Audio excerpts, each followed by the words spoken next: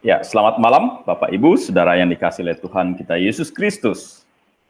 Minggu lalu kita membahas tentang penghakiman Allah pada masa tribulasi.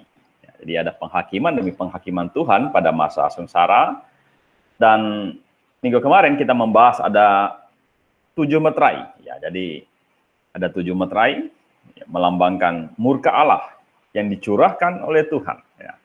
Dan akibat 7 meterai itu banyak mengalami kesulitan. Ya.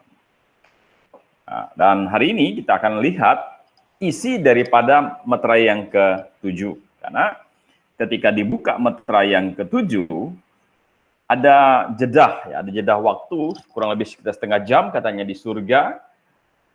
Dan itu semuanya diam. Ya, semuanya diam. Kenapa? Karena menandakan ada peristiwa besar yang akan dinyatakan. Dan Alkitab dengan mencatat bahwa rupanya isi daripada meterai yang ke-7 itu berisi dengan 7 sangkakala. Jadi meterai 1 sampai 6, habis itu dibukakan meterai yang ke-7, dan meterai yang ke-7 itu rupanya berisi 7 sangkakala. Dan hari ini kita akan membuka, melihat satu demi satu sangkakala murka Allah yang dicurahkannya. Ya, Tuhan memakai malaikat katanya, coba kita lihat ya, nanti akan Tuhan memakai malaikatnya untuk meniupkan sangkakala, dan ketika sangkakala selesai ditiup, maka isi daripada sangkakala itu dicurahkan ke bumi. Ya. Dan coba kita lihat hal yang pertama dulu, sangkakala pertama berisi apa? Ya. Sangkakala pertama itu ada dalam Wahyu pasal 8 ayat yang ke-7. Dikatakan, lalu malaikat yang pertama meniup sangkakalanya, dan terjadilah hujan es dan api bercampur darah. Ya, jadi api bercampur darah, dan semuanya itu dilemparkan ke bumi, maka terbakarlah sepertiga dari bumi, dan sepertiga dari pohon-pohon, dan hanguslah seluruh rumput hijau. Nah, Bapak Ibu Saudaraku yang dikasihi oleh Tuhan Yesus Kristus, meterai pertama sampai meterai yang ke-6 itu membuat manusia sudah tidak nyaman, ya, banyak yang mati, banyak juga yang menjadi martir.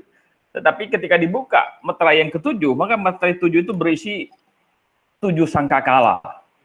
Dan sangkakala yang pertama ini dikatakan bahwa akan ada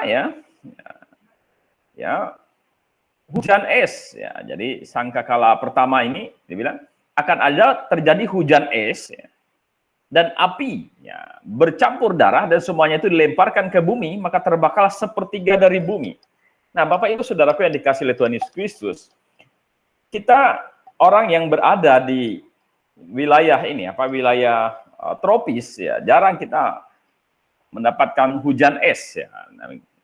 Tetapi nanti akan terjadi di seluruh dunia, ya, di seluruh dunia akan terjadi hujan es, ya, dan api bercampur darah.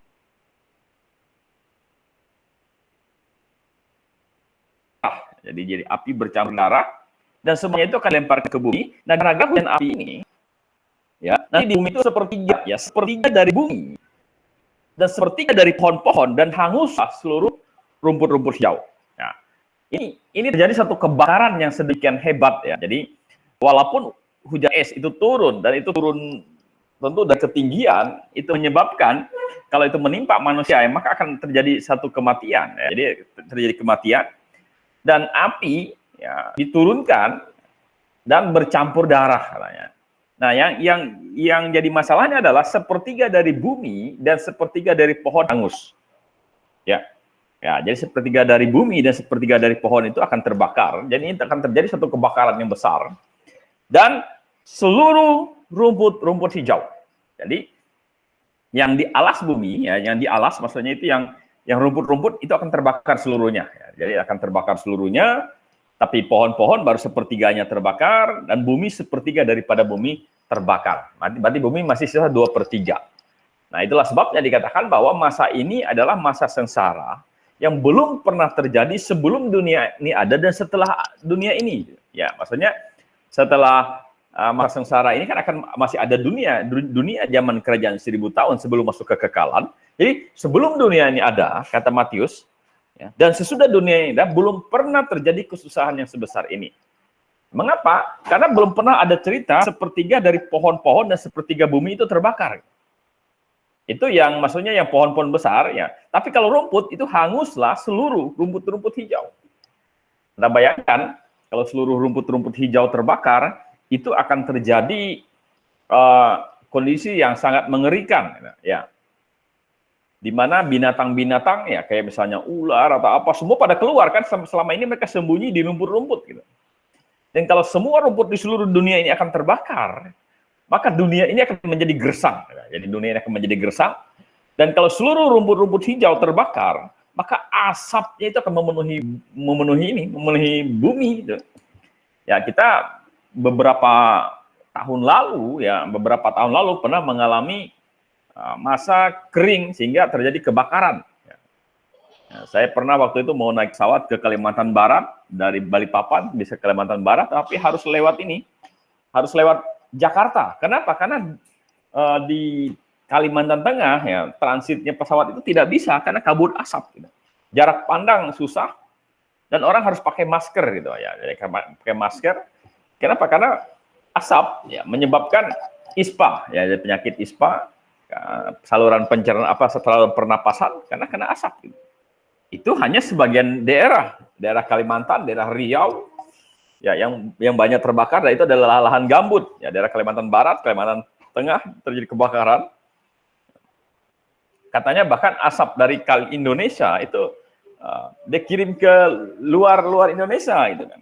Itu baru kebakaran di beberapa pulau saja atau beberapa provinsi saja. Anda bayangkan kalau seluruh rumput hijau itu terbakar. Sepertiga dari bumi terbakar, sepertiga dari pohon-pohon terbakar. Nah, ini betul-betul akan menyebabkan sebuah kesulitan yang begitu rupa. Gitu. Tetapi dalam sangkakala pertama ini tidak diceritakan ada manusia yang mati atau manusia yang terbunuh. Tetapi saya pikir kalau hujan es, kalau ada kebakaran, bahkan rumput-rumput semuanya terbakar, ya pasti akan banyak orang yang akan meninggal. Tetapi waktu itu kematian dianggap sesuatu hal yang sudah biasa, karena Anda lihat dari sangkakala pertama sampai sangkakala keempat itu terjadi satu peperangan, ya. Terjadi suatu kelaparan, sakit penyakit, gitu, dan sabar, itu kematian dianggap sudah sebagai satu hal yang biasa pada masa ini. Gitu. Nah, coba kita lihat selanjutnya adalah sangkakala yang kedua. Dikatakan, Wahyu pasal 8 ayat 8 sampai 9, lalu malaikat yang kedua meniup sangkakalanya, dan ada suatu seperti gunung besar, ya, yang menyala-nyala oleh api dilemparkan ke dalam laut. Nah, jadi dia bilang akan ada gunung besar yang menyala-nyala oleh api dilempar ke dalam laut, dan sepertiga dari laut itu menjadi darah. Jadi sepertiga laut itu menjadi darah, dan matilah sepertiga dari segala makhluk yang bernyawa di dalam laut, dan binasalah sepertiga dari semua kapal. Nah, Bapak Ibu Saudaraku yang dikasih oleh Tuhan Yesus Kristus, kita tidak dikasih tahu oleh Tuhan ya dalam firman-Nya ini gunung ini ya. Jadi gunung ini yang besar ini datangnya dari mana? Apakah ini datangnya misalnya gunung-gunung bergeser, atau banyak orang memperkirakan ini akan terjadi semacam suatu ledakan ya. Jadi semacam kayak dulu Krakatau gitu. Itu kan kayak gunung ya, gunung di bawah laut sebenarnya gitu kan, ada gunung di bawah laut gitu. Nah, intinya bahwa ini akan terjadi suatu semacam ledakan ya, ledakan, dan gunung itu bergeser. Dan nyala api itu bisa jadi ini adalah semacam larva yang mengeluarkan larva. Dan ini terjadinya di laut ya. Jadi terjadi di laut, larva-larva itu akan turun ke laut. Dan mujizat yang terjadi adalah sepertiga dari laut itu menjadi darah. Jadi sepertiga laut menjadi darah. Ada orang bilang menjadi darah mungkin karena reaksi kimia, ya, maksudnya reaksi kimia dari letusan gunung itu, gunung besar itu dengan nyala apinya, atau jadi darah ini adalah memang Tuhan izinkan itu terjadi seperti di zamannya Musa yang berhadapan dengan Firaun di mana sungai Nil menjadi darah. Gitu. Ya kita lebih setuju yang kedua, ya Tuhan sengaja membuat air laut menjadi darah. Gitu. Seperti dulu dia pernah di zaman Musa, ketika Tuhan menyatakan mujizatnya, sehingga apa? Sehingga sungai Nil menjadi darah. Gitu. Dan karena sungai ini menjadi darah, dikatakan sepertiga dari makhluk yang bernyawa di dalam laut menjadi mati. Dan binasalah sepertiga dari semua kapal. Jadi binasalah sepertiga dari semua kapal. ini menunjukkan terjadi semacam ini apa mungkin tsunami ya, tsunami besar sehingga sepertiga dari jumlah kapal di lautan ya, jadi yang sedang berada dalam lautan itu akan binasa ya, tenggelam maksudnya. Wah, Anda bayangkan ini ada satu fenomena laut yang terjadi yang sedemikian dahsyat gitu kan. Sepertiga dari laut, makhluk laut itu mati. Anda bayangkan itu berapa banyak loh. Dulu itu pernah tiba-tiba ikan-ikan pada mati gitu. Oh, itu orang mengerahkan ini karena Bali kan tempat wisata, jadi ikan itu karena mati makanya kebawa ke pantai gitu. Nah, orang mengerahkan alat-alat berat gitu untuk ngangkutnya itu, truk-truk sama alat-alat berat untuk ngangkut itu apa ikan-ikan yang mati itu gitu. Itu hanya di beberapa tempat saja di Bali gitu. Nah, Anda bayangkan kalau misalnya sepertiga dari laut ya, yang ada ikan-ikan di dalam laut itu menjadi mati. Ya. Mati bisa jadi karena pergerakan gunung itu atau karena air menjadi darah itu. Ya, jadi air laut menjadi darah. Gitu. Sehingga matilah segala makhluk sepertiga dari makhluk yang bernyawa di dalam laut. Ya, jadi di dalam laut pada mati, ya itu saya bayangkan kalau sepertiga itu laut, sedangkan dunia ini ya itu mayoritasnya adalah laut. Dan itu ikan-ikan, makhluk-makhluk yang ada dalam laut pada mati, itu bau busuk di mana-mana, bau busuk di mana-mana. Ya. Satu kondisi yang mengerikan. Kalau sepertiga kapal, ya tentu dalam kapal ada orangnya, jadi sepertiga kapal binasa, maka akan banyak orang mati, ya banyak orang mati. Ya. Karena ya orang-orang dalam kapal yang tenggelam yang mati gitu. Dan menyebabkan sepertiga kapal-kapal itu biasa, maksudnya tenggelam, itu pasti ada satu fenomena kayak tsunami begitu. Ya tentu pantai-pantai ya, orang-orang yang berada di pesisiran pantai ya juga akan mengalami kebinasaan. Ya, mungkin ini terjadi kayak tsunami yang dulu terjadi di Aceh itu. Mungkin seperti itu, kapal-kapal bisa tiba-tiba ada di gulung, ada yang tenggelam dan sebagainya. Ya. Ini ada sangkakala kedua. Jadi lolos dari kebakaran hutan, ya kebakaran rumput-rumput, maka yang di dalam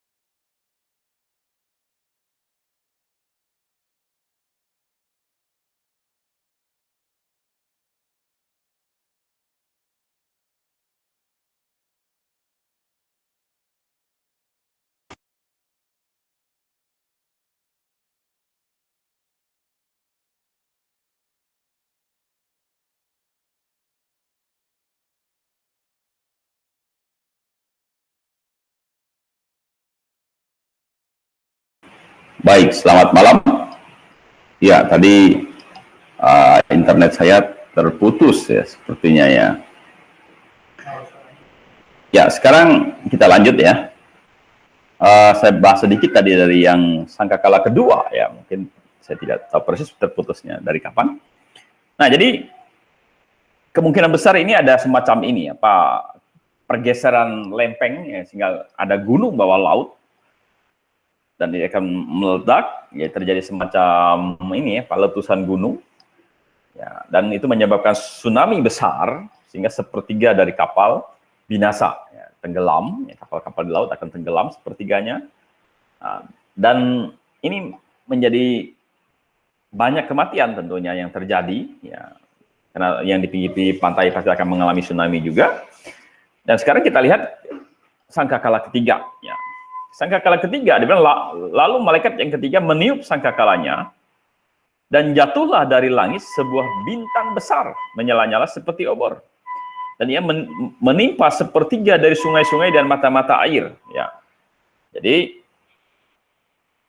dikatakan bahwa ada sebuah bintang besar.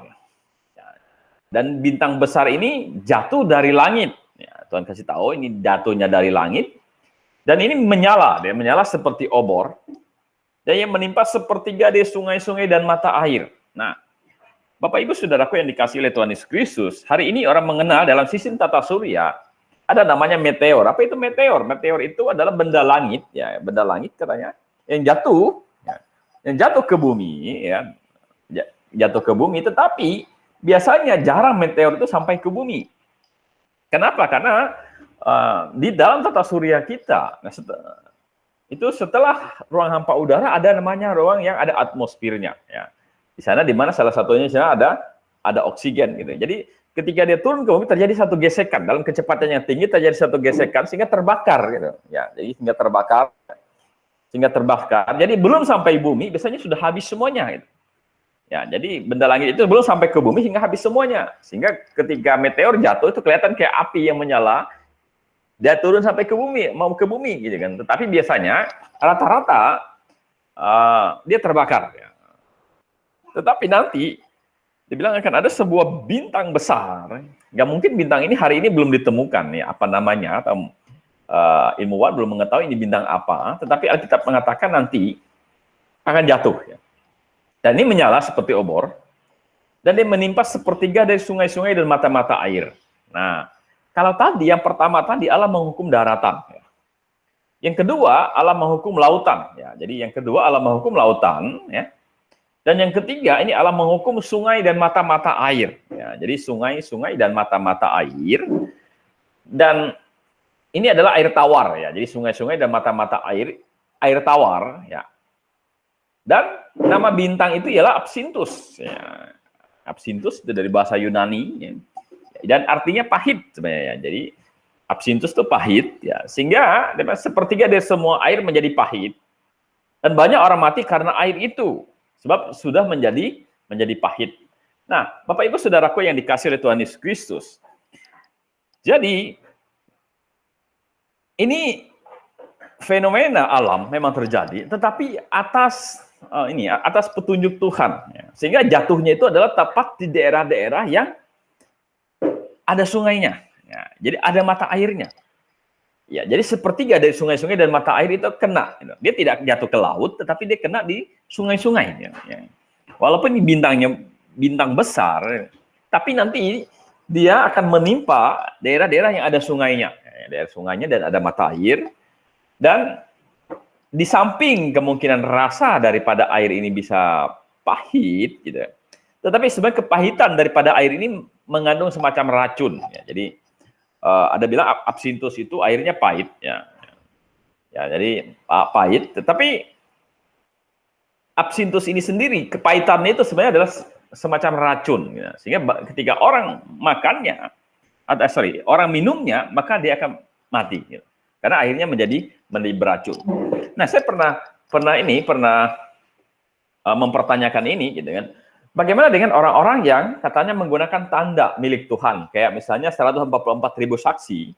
Nah, 144.000 saksi itu, mereka nanti akan tetap hidup ya sampai kepada akhir masa tribulasi. Ya, dan ada banyak orang-orang yang sudah percaya yang masih hidup sampai akhir tribulasi. Tentu ketika bintang besar ini jatuh ke mata-mata air dan sungai-sungai, ya, itu berdampak kepada mereka. Ya. Jadi bisa berdampak kepada mereka. Ya. Yang pertama kita bilang bahwa Alkitab mencatat memang mereka tetap hidup. Ya, mereka tetap hidup. Ya. Jadi ini tidak menimpa mereka. Atau ini kan sepertiganya saja ya, dari sungai-sungai, ya. Dan masih ada sungai yang tidak kena, jadi mereka bisa minum di situ, ya. Atau mata-mata air, ya.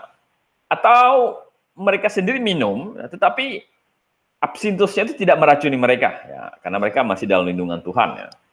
Atau yang keempat kemungkinannya adalah yang kena absintus ini, ya, atau air yang beracun rasa pahit ini, itu adalah sungai-sungai dan mata-mata air. Tetapi ada tempat yang air tawar yang tidak harus ambilnya dari sungai, yang tidak harus juga ambilnya dari mata air. Misalnya kayak penampungan air. Ya, ada tempat-tempat tertentu yang penampungan airnya bisa bertahan berapa lama, apalagi cuma hanya untuk diminum saja. Jadi sepertiganya saja yang kena. Tetapi Anda bayangkan bahwa hanya dalam waktu yang singkat, ya, bumi terbakar, pohon-pohon sepertiga menjadi terbakar, itu menjadi gersang. Dunia menjadi gersang karena rumput-rumput tidak ada. Memang nanti rumput akhirnya tumbuh karena di dalam cawan nanti akan ada terbakar lagi sepertiga rumput. Ya. Nah, sepertiga rumput. Ingat rumput kalau dibakar biasanya akarnya masih ada, ya, akarnya masih ada dan itu akan tumbuh kembali. Tetapi kan itu membutuhkan waktu yang cukup lama, ya, beberapa bulan baru rumput itu tumbuh kembali ya seperti semula. Nah, jadi dunia gersang, ya, dunia panas, laut-laut menjadi bau busuk, ya, banyak kematian di sana, ya. Air laut pasti berubah karena menjadi darah, itu menyengat, pasti baunya menyengat sekali. Dan sekarang sungai-sungai pun menjadi beracun, ya, jadi sungai-sungai, mata-mata air, ya, mata-mata air sumur bor jadi menjadi beracun, sehingga banyak orang mati, ya, karena air itu, sebab sudah menjadi pahit. Itu adalah sangkakala ketiga. Nah, bayangkan bahwa segala lini Tuhan sikat, ya. Segala lini Tuhan hajar. Nah, sangkakala keempat, kata lalu malaikat yang keempat meniup sangkakala dan terpukullah sepertiga dari matahari dan sepertiga dari bulan dan sepertiga dari bintang-bintang. Sehingga sepertiga daripadanya menjadi gelap dan sepertiga dari siang hari tidak terang dan demikian juga malam hari. Nah, Bapak Ibu Saudaraku yang dikasihi oleh Tuhan Yesus Kristus. Ya. Jadi Wahyu pasal 8 ayat yang ke-12, ini terjadi satu fenomena terhadap matahari, bulan, dan bintang. Ya. Di mana katanya terpukullah sepertiga dari matahari. Ya. Nah, terpukullah sepertiga dari matahari, itu ada hubungannya dengan ayat, dengan di bawahnya, sepertiga dari siang hari tidak terang. Demikian juga malam hari, ini sepertiga daripada siang hari tidak terang. Ya. Terpukulnya sepertiga matahari itu maksudnya adalah ada bagian matahari yang tadinya terang itu 12 jam. Yang terangnya 12 jam. Jadi sepertiga dari 12 jam itu menjadi hilang terangnya. Ya. Itu maksudnya terpukullah matahari, sepertiga dari matahari itu adalah matahari tidak lagi menyinari selama 12 jam. Nah, jadi matahari akan menyinari hanya sekitar 8 jam saja. Ya, jadi 8 jam artinya sepertiga dari satu hari. Ya, jadi 2/3-nya adalah gelap. Ya, 2/3-nya adalah gelap. Dan sepertiga dari bulan dan bintang juga mengalami hal itu. Nah, jadi bulan, bintang, ini mungkin reaksi nuklir matahari menjadi berkurang. Sehingga itu berdampak kepada bulan, dan dia berdampak juga kepada bintang-bintang. Ya. Dan dia akan mengacaukan tata surya. Jadi tata surya mengacau, gelombang laut pasti akan menjadi berubah. Ya, angin dan sebagainya juga akan menjadi berubah. Ya. Dan tentunya kalau sepertiga matahari terpukul atau terangnya berkurang, ya, jadi bukan hanya terangnya, panasnya pun pasti akan berkurang. Nah, karena reaksi nuklir di matahari akan berubah. Gitu. Nah, dengan demikian pasti dunia ini mengalami satu situasi yang dingin. Gitu. Jadi satu situasi yang dingin, ya, mengalami tempat-tempat yang dingin nantinya. Gitu. Nah, ini adalah sangkakala keempat. Jadi akan ini akan ada terjadi perubahan pada tata surya kita. Salah satunya adalah matahari yang selama ini matahari tidak berubah kondisinya. Tetapi ketika 1 kali 7 tahun pada masa tribulasi itu akan menyusut. Terangnya hanya 8 jam saja dalam satu hari, tidak 12 jam. Dan gara-gara menyusutnya itu bulan juga terpengaruh, bintang-bintang juga terpengaruh, maka selama ini kita tahu pergerakan bulan dan matahari itu mempengaruhi air laut, turun naiknya air laut gitu kan. Nah, dibayangkan ini perubahannya sepertiga. Nah, sehingga terjadi dunia akan mengalami masa-masa yang dingin, dan gelap, banyak gelapnya daripada siangnya. Sudah air pahit, gitu kan, laut bau busuk, rumput-rumput semuanya terbakar, pohon-pohon sepertiga terbakar, banyak orang mati. Sekarang dingin lagi, dingin, dan mungkin air laut tidak menentu, gelombang bisa jadi tiba-tiba besar, gitu kan. Nah, sekarang kita lihat sangkakala yang kelima, Wahyu pasal 9 ayat 1 sampai yang ke-6, Lalu malaikat yang kelima meniup sangkakala, dan aku melihat sebuah bintang yang jatuh dari langit ke atas bumi, dan kepadanya diberi anak kunci lubang jurang maut. Maka dibukakannya pintu lubang jurang maut itu, lalu naiklah asap dari lubang itu bagaikan asap tanur besar, dan matahari dan angkasa menjadi gelap oleh asap lubang itu. Dan dari asap itu dikeluarlah belalang-belalang ke atas bumi, dan kepada mereka diberi kuasa sama seperti kuasa kalajengking di bumi. Dan kepada mereka dipesankan supaya mereka jangan merusak rumput-rumput di bumi, atau tumbuh-tumbuhan, atau pohon-pohon. Melainkan hanya manusia yang tidak memakai meterai Allah di dahinya. Dan mereka diperkenankan bukan untuk membunuh manusia, melainkan hanya untuk menyiksa mereka 5 bulan lamanya. Dan siksaan itu seperti siksaan kalajengking apabila menyengat manusia. Dan pada masa itu orang-orang akan mencari maut, tetapi mereka tidak akan menemukannya. Dan mereka akan ingin mati, tapi maut lari dari mereka. Nah, Bapak Ibu Saudaraku yang dikasihi oleh Tuhan Yesus Kristus, ini betul-betul adalah masa sengsara, masa siksaan yang mengerikan sekali. Dikatakan, malaikat yang kelima meniup sangkakala, dan dia melihat sebuah bintang yang jatuh dari langit ke atas bumi, dan diberikan anak kunci jurang maut. Nah, ini ada jurang maut. Apa itu jurang maut? Nah, kalau Anda membaca di dalam kitab Petrus dan kitab Yudas, maka kita dikatakan bahwa ada malaikat-malaikat yang jatuh. Yang mereka meninggalkan batas kekuasaan mereka, mereka disimpan di tempat yang tidak berdasar. Di Wahyu dikatakan jurang maut. Jadi mereka ditempatkan di satu tempat sementara, jadi penghukuman sementara. Mereka tidak boleh keluar, gitu. Maka mereka ditempatkan di jurang maut itu, yang katanya jurang yang tidak berdasar, gitu. Nah, siapa bintang yang jatuh dari langit? Lucifer, bintang jatuh dari langit, gitu. Nah, tetapi untuk sementara waktu, yaitu untuk 5 bulan, iblis yang selama ini disimpan di jurang maut, yang tidak dilepas, sebagian kan dilepas untuk menggoda manusia, salah satunya. Tetapi yang kelompok ini, ini kelompok yang jahat, mereka tidak dilepas selama ini. Mereka dikunci di jurang maut. Tetapi untuk 5 bulan, Tuhan izinkan mereka keluar. Nah, maka keluar untuk apa? Untuk menyiksa manusia. Dikatakan lalu naiklah asap dari lubang itu bagian asap tanur besar, dan matahari dan angkasa menjadi gelap oleh asap lubang itu. Jadi asap lubang itu gambaran daripada makhluk-makhluk itu keluar dari lubang itu yang selama ini Tuhan tutup. Dan dikatakan dari asap itu keluarlah belalang-belalang. Ini adalah roh-roh jahat sebenarnya ke atas bumi, dan kepada mereka diberi kuasa sama seperti kuasa kalajengking di bumi. Jadi mereka ini mirip seperti belalang, tetapi punya semacam alat seperti kalajengking yang bisa menusuk. Dan Tuhan bilang, kalian tidak boleh ganggu rumput-rumput di bumi, kalian tidak boleh ganggu pohon-pohon, melainkan hanya manusia yang tidak memakai meterai Allah di dahinya. Ini meterai Allah itu tanda tahu, itu yang diberikan kepada salah satunya adalah saksi-saksi dan orang-orang yang percaya. Orang yang percaya dilindungi di masa ini, sehingga apa? Di luar orang-orang yang punya tanda, atau di luar orang-orang yang percaya kepada Tuhan, semua akan disengat oleh belalang-belalang yang menyerupai kalajengking itu, roh-roh jahat itu. Gitu.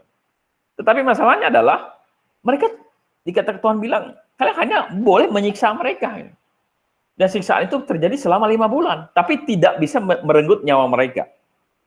Bahkan, ya, Anda baca di ayat terakhirnya dikatakan ayat 6, dan pada waktu itu orang-orang akan mencari maut, tetapi mereka tidak akan menemukannya, dan mereka akan ingin mati, tetapi maut lari daripada mereka. Jadi saking menderitaannya mereka kena sengat binatang itu, gitu. Ini kayak semacam kalajengking, kayak belalang yang punya tusukan kayak kalajengking. Dan ketika dia menyengat manusia yang disengat itu menderita sekali, gitu. Pengen mati tapi tidak bisa mati, gitu. Mereka mencari maut, mungkin kayak mereka membunuh diri tapi tidak mati-mati. Karena maut lari daripada mereka. Itulah sebabnya kita percaya bahwa ya kalau belum Tuhan kehendaki, ya bicara masalah kematian, kalau Tuhan belum kehendaki atau Tuhan belum izinkan, ya memang belum terjadi kematian. Dan dalam angka kelima ini Tuhan biarkan itu selama 5 bulan. Tidak mengalami kematian. Siapa saja yang kena sengat itu. Karena tujuannya adalah hanya untuk menyiksa orang-orang yang tidak percaya kepada Tuhan. Oh, nah bayangkan itu bagaimana sengat daripada belalang roh jahat itu seperti kalajengking, mungkin membuat membuat semacam bisul atau membuat semacam memar di mana-mana gitu kan. Intinya ini menyakitkan sekali. Karena Alkitab mengatakan siksaan itu seperti siksaan kalajengking. Itu bisa bengkak di mana-mana gitu. Yang kena sengatnya. Dan tapi masalahnya manusia ingin mati, tetapi tidak mati-mati. Wow. Jadi bumi daratan hancur, lautan hancur, matahari berkurang, gitu kan. Matahari berkurang, dingin, ya, air tawar menjadi pahit dan beracun. Gitu. Jadi mau minum air itu hati-hati, gitu kan. Ya ini mengandung racun atau tidak. Gitu kan. Jadi yang selamat dari situ disikat sama roh-roh jahat. Ya. Dan coba kita lihat sekarang adalah sangkakala ke-6. Ya. Jadi sangkakala ke-6. Lalu malaikat yang ke-6 meniup sangkakala, dan aku mendengar suatu suara keluar dari keempat tanduk mezbah emas yang di hadapan Allah. Dan berkata kepada malaikat yang ke-6 yang memegang sangkakala itu, lepaskanlah keempat malaikat yang terikat dekat sungai besar Efrat itu. Maka dilepas keempat malaikat yang telah disiapkan bagi jam dan hari, bulan dan tahun untuk membunuh sepertiga dari umat manusia. Dan jumlah tentara itu ialah 20.000 laksa pasukan berkuda. Aku mendengar jumlah mereka. Maka demikianlah aku melihat dalam penglihatan itu kuda-kuda dan orang-orang menungganginya. Mereka memakai baju zirah, merah api dan biru dan kuning belerang warnanya. Kepala kuda-kuda itu sama seperti kepala singa, dan dari mulutnya keluar api dan asap dan belerang. Oleh ketiga malapetaka ini dibunuh sepertiga dari umat manusia. Yaitu oleh api, asap, dan belerang yang keluar dari mulutnya. Sebab kuasa kuda-kuda itu terdapat di dalam mulutnya dan di dalam ekornya. Sebab ekornya sama seperti ular, ekornya kayak ular gitu. Mereka berkepala, dan dengan kepala mereka itu mereka mendatangkan kerusakan. Nah, Bapak Ibu Saudaraku yang dikasihi oleh Tuhan Yesus Kristus, sangkakala ke-6 ini ya diperlihatkan. Ya. Tuhan bilang, lepaskanlah keempat makhluk yang terikat dekat sungai besar Efrat itu. Ya, jadi ini bisa berbicara masalah ini, masalah roh-roh jahat, ya, roh-roh jahat atau iblis gitu, yang selama ini diikat. Ya. Malaikat yang terikat ini tentu adalah malaikat yang jahat, ya, yang sudah berbuat dosa, dan ini dosanya secara khusus, gitu. Sehingga mereka selama ini terikat. Ya. Dan Tuhan perbolehkan mereka untuk dilepaskan. Dan rupanya pasukan daripada keempat malaikat ini sangat banyak sekali. Gitu. Dikatakan di sini ada 20.000 laksa pasukan berkuda. Ya, ini bukan bukan pasukan perang yang kayak perang kuda, bukan, karena di sini katanya mereka memakai baju zirah, ya, kuda tidak pakai baju zirah, ya, merah api dan biru dan kuning belerang warnanya, ya. Dibayang kepala kuda itu seperti kepala singa, dan mulutnya keluar ada api dan asap dan belerang. Jadi ini ada satu makhluk, ya, makhluk daripada roh-roh jahat, gitu kan, yang dia haus akan nyawa manusia, ya. Jadi ketika dilepas, dia bunuh sepertiga dari umat manusia. Wow. sepertiga dari baik yang menolak Tuhan, dan itu akan berdampak juga kepada orang-orang yang percaya. Tapi untuk 144.000 saksi, mereka akan tetap terlindungi. Ya, jadi bayangkan Anda sepertiga daripada dunia, ya, itu mati. Gitu, ya. Jadi sepertiga dari yang ini adalah sepertiga dari sisa yang tadi. Ya. Ya, ada banyak mati sebelumnya ketika ada meterai, ada banyak mati dari sangkakala pertama sampai kelima. Lolos dari itu, sisanya sepertiganya itu dibunuh lagi. Dibunuh lagi itu kan. Anda bayangkan sepertiga dari umat manusia mati. Gitu. Itu pasti mayatnya bergelimpangan di mana-mana. Jadi bergelimpangan di mana-mana. Ya, karena binatang ini jumlahnya sangat banyak sekali. Dia memiliki ekor sama seperti ular, jadi berbisa. Mereka berkepala, dan dengan kepala mereka mendatangkan kerusakan. Ya, jadi kuasa-kuasa kuda ada dalam mulutnya, di dalam ekornya, dan itu berbisa seperti ular. Ya, bisa mulutnya mengeluarkan api dan asap dan belerang yang keluar dari mulutnya. Wah, ini apa ya? Binatang yang mengerikan ya. Di bawah keempat malaikat yang terikat. Ini malaikat yang jahat yang sudah jatuh ke dalam dosa. Dan mereka membawa pasukannya untuk membunuh sepertiga dari jumlah bumi. Wow, ini kematian yang sangat besar sekali. Dan sampailah kita di sangkakala yang ke-7. Dan sangkakala ke-7 ketika dibukakan rupanya berisi dengan 7 cawan. Jadi ada 7 meterai. Nah, meterai ke-7 berisi dengan 7 sangkakala, dan sangkakala yang ke-7 nanti akan berisi dengan 7 cawan. Itu juga adalah cawan murka Allah. Nah, itu yang akan kita bahas di minggu yang akan datang. Intinya bahwa baik dari cawan pertama sampai dari sangkakala yang pertama sampai sangkakala yang ke-6, itu semuanya tidak lolos. Sangkakala pertama daratan dihancurkan oleh Tuhan. Ya. Sangkakala kedua lautan. Sangkakala ketiga tata surya digoncangkan oleh Tuhan. Sangkakala yang keempat, ya, matahari, bulan, dan bintang berubah. Ya, sangkakala kelima, tadi kita melihat bahwa ada semacam roh-roh jahat ya, yang keluar, ya, yang selama ini diikat, dan mereka membuat semacam penderitaan, siksaan bagi manusia selama 5 bulan, tetapi tidak mati-mati. Dan sangkakala ke-6 ini, ya, 4 malaikat dilepaskan, malaikat jahat. Ini adalah iblis, ya, tapi dia punya anak buah yang demikian banyak, dan dia membawa anak buahnya untuk membunuh sepertiga daripada jumlah umat manusia. Nah, Anda bayangkan, kita baru sekarang sampai di sangkakala. Minggu depan kita masih lanjut ke ada 7 cawan. Ya, ini betul-betul hanya dalam waktu 7 tahun. Tetapi berbagai macam penderitaan, berbagai macam siksaan menimpa manusia. Sehingga tidak ada satu orang pun yang bisa lari daripada penghukuman Tuhan. Ya, jadi oleh sebab itulah kita perlu sungguh-sungguh di dalam Tuhan. Kita perlu mencari kebenaran, kita perlu sungguh-sungguh bertobat dan percaya kepada Tuhan, agar kalau Tuhan datang kita diangkat. Kita tidak mengalami masa 1 kali 7 tahun sengsara ini. Ya, dan semua yang dituliskan oleh firman Tuhan ini pasti akan terjadi. Ya, pasti akan terjadi.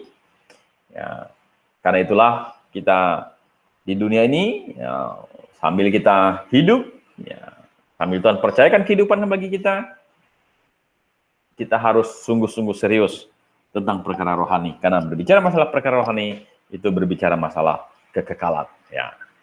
Jadi, baik, itu yang saya dapat sampaikan bagi kita di malam hari ini. Tuhan Yesus memberkati, dan kiranya apa yang disampaikan ini bisa bermanfaat bagi kita. Amin.